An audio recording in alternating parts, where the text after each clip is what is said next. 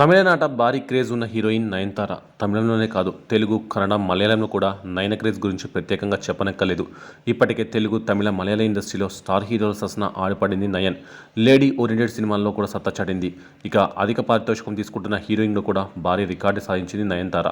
అయితే తాజాగా ఆమె ఓ భారీ ఆఫర్ వదిలేసుకున్నట్లు తెలుస్తోంది. 100 కోట్లు ఇచ్చినా ఆ సినిమా చేయను అని ఆమె తెగేసి చెప్పిందట.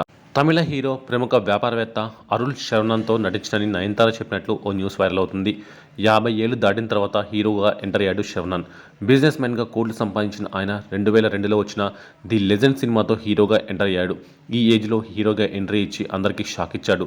ఈ సినిమాతో పలు ట్రోల్స్ కూడా ఫేస్ చేశాడు. అయితే ఈ సినిమా ఎవరు చూసినా చూడకపోయినా శరవణన్ మాత్రం బాగా ఫేమస్ అయ్యాడు. ఇక అసలు విషయం ఏంటంటే, ఈ సినిమాలో ముందుగా హీరోయిన్గా నయనతారని తీసుకోవాలని గట్టిగా ప్రయత్నం చేశాడట శరవణన్. తన మేనేజర్ని రోజు నయనతార ఇంటికి కూడా పంపేవాడట. కానీ నయన్ మాత్రం 100 కోట్లు ఇచ్చినా చేయనని తెగేసి చెప్పిందట.